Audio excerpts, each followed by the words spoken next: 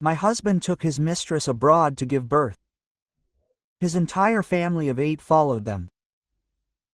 I calmly froze their accounts and property.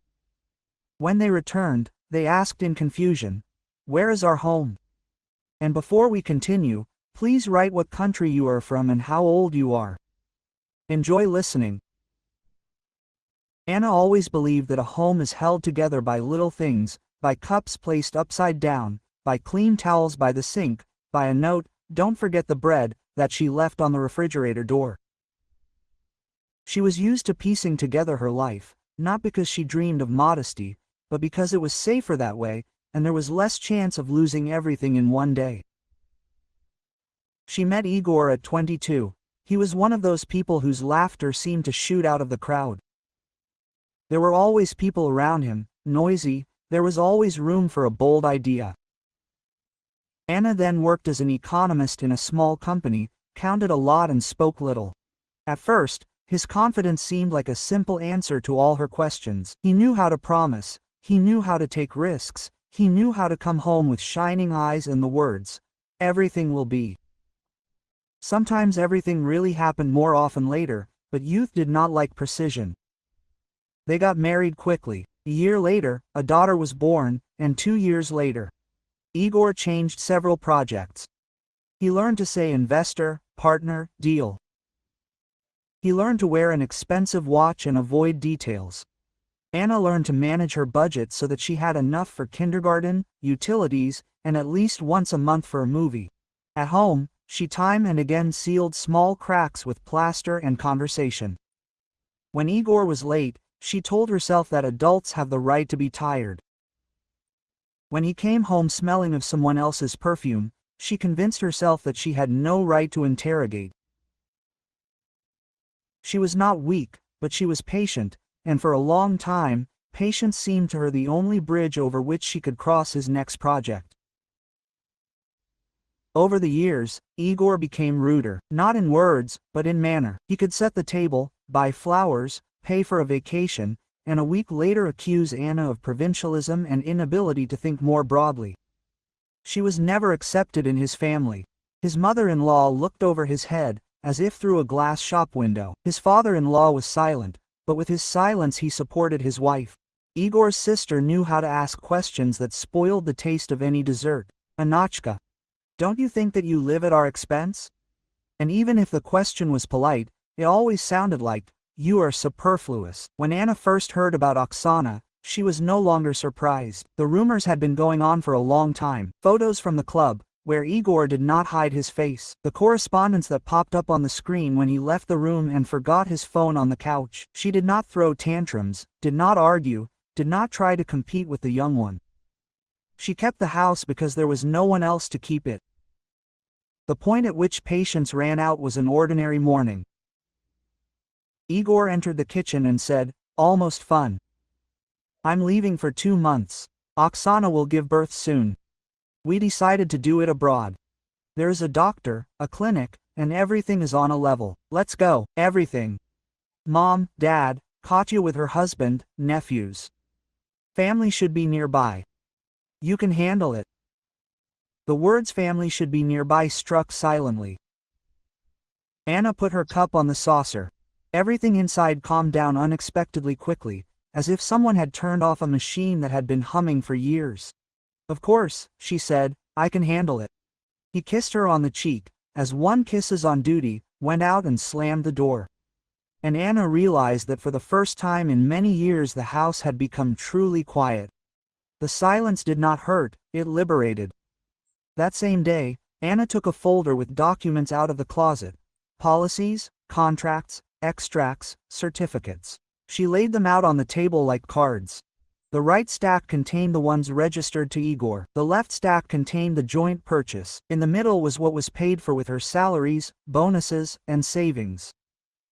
The marriage contract, signed during his big deal, when he was persuading her to accept temporary restrictions for the sake of the future, was in a separate file. At the time, she hadn't noticed how many of the formulations gave Igor too much. Now she read it differently. Property acquired during marriage is joint unless proven otherwise. Obligations accepted by one spouse in the interests of the family are considered common. Restrictions apply if the conditions are met. The conditions were not met. She called Maxim Valerievich. He worked as a civil lawyer and once helped them with a mortgage, when evil interest rates seemed like a monster from a fairy tale. He agreed to meet in the evening. Maxim's office smelled of paper and patience.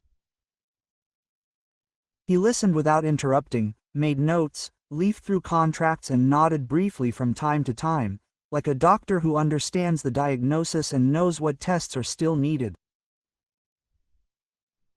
"Anna," he said when she finished. "This is not a story about emotions, this is a story about law. And everything is not so bad for you. First, file a lawsuit for division. Second, a petition for interim measures. We will seize real estate, cars, shares in businesses, accounts, otherwise Igor, when leaving, he will have time to withdraw everything. Thirdly, we will check the marriage contract for violations. The court likes precision. If we prove that the conditions were not met, the contract will crack. And we will not take revenge. We will simply record your rights. Calmly, according to the law." "I'm scared," Anna said honestly. "Fear is normal, but you have facts, you have time and you have me. Let's do it." She signed the power of attorney. Leaving the office, she did not feel relief, but she felt support. From that day on, her steps became more audible, first of all for herself. The procedure began without unnecessary noise. Maxim collected the package. A claim for the division of jointly acquired property, a petition for interim measures, confirmation that the property can be alienated in the near future, certificates of income, purchases and transfers. Anna brought statements from her accounts, copies of receipts for repairs, large checks with her name on them. Each document fell into place, like brick into the wall. The court accepted the claim and the petition. At the preliminary hearing, the judge asked questions strictly and quickly. When was it acquired? At whose expense? Is there any evidence? Maxim answered, showed pages, referred to clauses of the contract. Anna was silent and only occasionally nodded when it was necessary to confirm a fact. In the end, the judge said, grant the petition, seize the property at the addresses, prohibit registration actions with vehicles, send a ruling to the bank. Brief formulas turned into iron doors, not closed forever, but closed until a decision. A week later, the banks sent letters, execution of the ruling. Transactions suspended.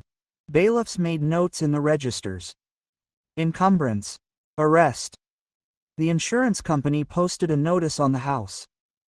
Use limited, transactions prohibited. Everything happened unspectacularly, but inevitably, like the work of a clock. Each gear turns unnoticed, but the hands move. Igor wrote rare messages from abroad. How are you? Fine, daughter. Good. He did not ask questions.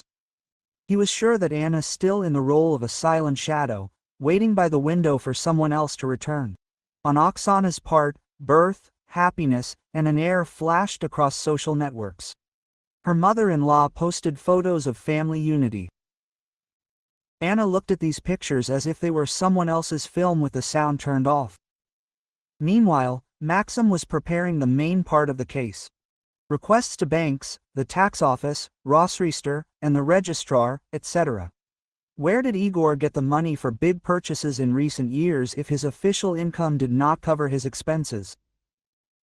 If his parents helped, why does Anna's name appear in the documents as the payer for a number of items? If the marriage contract limited, why were the agreed obligations not met? The answers were put into a table. The table turned into a diagram. The diagram became an argument. Quote, "Are you sure?" Anna asked one day. "What will happen to us?"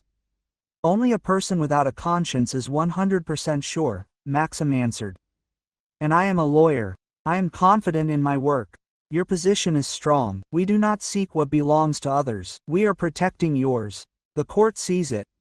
On the eve of the family's return, Anna went to the house and walked around the yard. She ran her hand over the bench from which she once looked at the overgrown linden tree, looked into the utility block. There was still a box of tools there that Igor had not touched for years. A sheet of paper with a seal hung on the gate. Arrest. The word that used to frighten now meant protection. She made tea at home, opened the windows. The city breathed a damp August night. On the table lay a neat envelope. In it were copies of court decisions, receipts for filing lawsuits, cover letters. They arrived early in the morning in a convoy of 2 SUVs named Vena. The yard shook from the sound of the engines, like an old man from a sharp ring. Anna stood by the window and saw how the first door swung open, how her mother-in-law came out in a new suit, how Igor, tanned and happy, helped Oksana out with a child in their arms. At the gate they spoke loudly, as usual, confidently capturing the space with their voices. The mother-in-law was the first to approach the gate. She pulled the bolt towards herself. It did not give in. Only then did she see the sheet. The restrained confidence on her face gave way to bewilderment, then irritation. Quote, "What the hell is this?" she asked into the air. "Paper," answered Nikolai Petrovich, an old neighbor who had come out to look at the noise. "Court paper, it says so here. Cannot be used until the issue is resolved." "What other paper?" The mother-in-law was indignant. "This is our house." Igor came closer. Reed pursed his lips. Anna did not leave the house right away. First she put the kettle on, took a light blouse from the nail, put it on, and smoothed her hair. She did not want to look either triumphant or depressed. She wanted to be confident. When she left, everyone's eyes immediately stuck on her, like rays of light on a white spot. Quote, "Anna," Igor said, smiling through force, "explain what kind of circus is this?" "It's not a circus," she replied. "These are security measures. The court has seized the property so that it cannot be taken away. The house, cars, and accounts are under ban until the court's decision. You know the serial number. Do you want me to give you copies? Are you trying to deprive us of a roof over our heads?" The mother-in-law's voice rang with the same note with which she once pulled up the servants in an expensive store. Quote, "I decided to protect my own," Anna said calmly. "You used my labor for many years and thought it was natural. I didn't interfere. But now I've gone to court. All actions are legal." "But this is our house," Igor's sister repeated. "We bought it." "We bought it," Anna clarified. "And me. The payments are here. Partly my money, partly the mortgage, which was paid off with my salary. If you think otherwise, please prove it. But you can't use the house, sell it or rent it out until a decision is made." Quote, "The garden was silent. The baby in Oksana's arms sighed and began to cry. Oksana pressed him to her chest and, without raising her eyes, asked quietly, 'What should we do now?' 'Go to a hotel?' Anna answered. 'Or to your friends?' 'I don't wish you harm, I wish for order.' Igor stepped closer. Anna caught the familiar smell of expensive lotion. Previously, this smell blinded her, like the shine of metal. Now it didn't work. Quote, "Do you think I'll leave it like this?" he asked. "I don't think so." "I know," she answered. "You'll go to a lawyer, he'll tell you the same thing my lawyer told me. Then the trial." He wanted to say more, but a boy, a nephew of about 10, was standing next to him and tugging at his sleeve. "I need to go to the toilet," the boy whispered. Igor looked around in confusion. For the first time, his face showed neither anger nor arrogance, but ordinary human helplessness. Anna nodded toward the neighboring house. Quote, "Knock on Nikolai Petrovich's door. He's kind. He'll help." Nikolai Petrovich nodded reservedly. The mother-in-law froze, then turned around abruptly. Quote, "We'll leave," she told Igor. "Lawyer now." "This is an outrage." "This is the law," the neighbor answered quietly. They left noisily. As they arrived, the dust on the road rose and fell a minute later. A white sheet remained on the gate. Anna returned to the house, turned off the kettle, which was already boiling, and sat down on a stool. Her hands were shaking a little. She waited until her breathing returned to its usual rhythm. Only then did she pour herself some tea. Maxim called in the evening. Everything went well. There were no attempts to remove the sheet. There were attempts with words, Anna answered. But words do not work on paper. Okay, get ready. There will be pressure, complaints, maybe lies. Our task is to remain within the law. Any emotion is their weapon. Our weapon is documents. I am ready, Anna said. And for the first time she said this without an internal reservation. The trial lasted more than a day or two. There were hearings, postponements, petitions, objections, examinations. Igor hired an expensive lawyer. He spoke beautifully, waving his arms. He explained to the court that marriage is a spiritual union, that Anna did not invest in the family brand, that the house was bought with her parents' money, that the marriage contract excluded her claims. Maxim spoke briefly and showed bank statements showing Anna's transfers for mortgage payments. He attached copies of the devars, where Anna's signature was next to Igor's. He referred to articles of the family code and judicial practice, where in similar cases the courts recognized the wife's rights. Anna sat and listened. When asked questions, she answered evenly, avoiding judgment. To the offer to reconcile in the form of leave the house to us, we will pay you compensation later. She said, compensation is an amount with a specific term. The judge smiled barely noticeably. The mother-in-law gave emotional testimony, cried, talked about the destroyed hearth.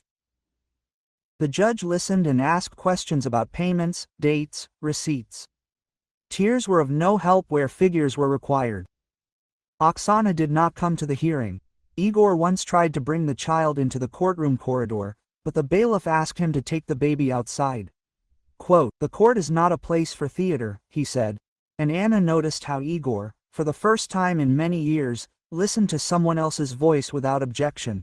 The decision was announced in November, when the city already smelled of wet leaves. The court recognized Anna as the owner of half of the jointly pressed property, including a share in the house where she lived. The marriage contract, in terms of restrictions, was declared invalid due to violation of the terms. Anna's share is allocated in cash or the house is transferred to her with compensation to Igor. Taking into account the interests of residents, the contribution and the fact that Igor had other housing, the court considered it fair to transfer the house to Anna with the payment of compensation calculated based on the expert assessment, in installments and taking into account the offset of already seized funds. Igor turned pale. His lawyer whispered something. The mother-in-law covered her face with her hands. Anna stood straight. Inside there was no jubilation, it was quiet. Finally, the bailiffs lifted the arrest from what was transferred to Anna and withheld the amount of compensation from Igor's arrested funds. The owner changed in the registers. Anna received new extracts. The passport office put registration marks. The doors of the house responded with a new key softly and confidently. The first thing she did was take down the heavy curtains and hang light ones. Then she opened the windows wide, despite the coolness. The house exhaled. In the kitchen, she rearranged the furniture, freed up space by the window for a small table, at which it is convenient to drink tea alone or together. In the living room, she removed the display cabinet with "do not touch" dishes and took out those cups from which it is pleasant to drink every day. In the bedroom, she changed the bedspread to a simple and warm one. One day, Irina, Igor's sister, appeared at the gate. She knocked and waited, did not ring insistently. Anna came out. "I wanted to say." Irina chose her words as if she was learning all over again. I was unfair to you. I got used to you always being there. It's convenient not to notice. I'm sorry. If you need something, I can help." Anna nodded. "Thank you. You can help one person. Understand your boundaries, then a lot will become easier for everyone." Irina nodded and left. Igor wrote briefly. "I translated the first part." Anna replied, "Received." The previous long monologues disappeared. There were lines that had meaning. Maxim called and suggested celebrating. Anna refused to go to restaurants. They just drank a cup of coffee in his office. He said, You did everything right, calmly, without a war. And this is a victory." She smiled. In the winter, Anna bought new windows. The installers worked silently, smoothly, without the usual conversations about life. In the evening, for the first time in a long time, she sat by the window and read in good light. The heat in the house lasted longer. On the windowsill she put a garland and a small lamp with a yellow shade. No showy things, only what serves every day. She tried to live without long explanations. The neighbors invited her to a street meeting to discuss lighting and garbage. Anna came, listened attentively, suggested keeping a common table of expenses so that no one would feel like they were paying more. Her simplicity and precision pleased her. Nikolai Petrovich said, "I wish you were our treasurer." She agreed. In March, Igor came to the house again without a lawyer, without relatives, without pathos, asked to talk. Quote, "I understood everything," he said unconvincingly, but sincerely tried. "You were right. I was sure." He hesitated. "It doesn't matter. If you ever need it." "I needed it," Anna answered softly. "Then I coped. And now you just follow the court's decision." "That's enough." Quote. He nodded. For a second, a past flashed in his eyes, in which there was a lot of laughter, charm, and almost no responsibility. He left, for the first time without slamming the gate.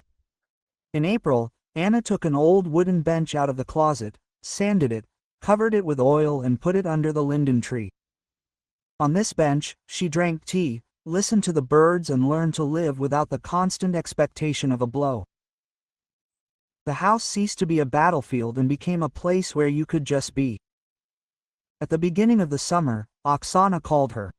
Her voice was quiet and a little hoarse. "I know that this is wrong.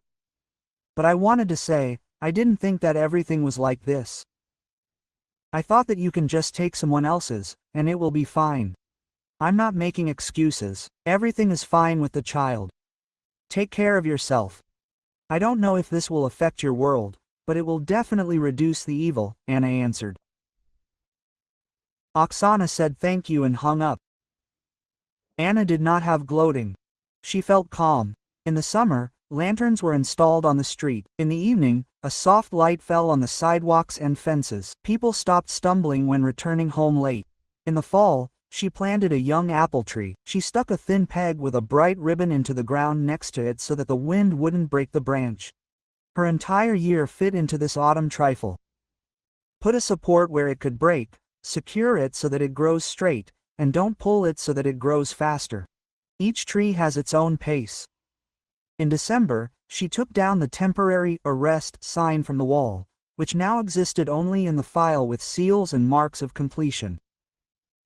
In its place, she attached a neat wooden plaque with a burnt phrase, "A house where rules live, no threats, no instructions, just a promise to myself." On New Year's, she met two neighbors at the gate, poured them a mug of mulled wine and didn't make any wishes, desires. She had enough of what she had done, the ability to say no when you are written down as yes. The ability to go to court when words are not heard, the ability to choose silence instead of noise. And when at dawn the wind began to howl in the pipes, Anna opened the window and realized that there was nothing and no one to answer now. The most important answer was she, sitting in her house with a cup of hot tea in the silence that she had obtained not by shouting, but by the law. She looked up.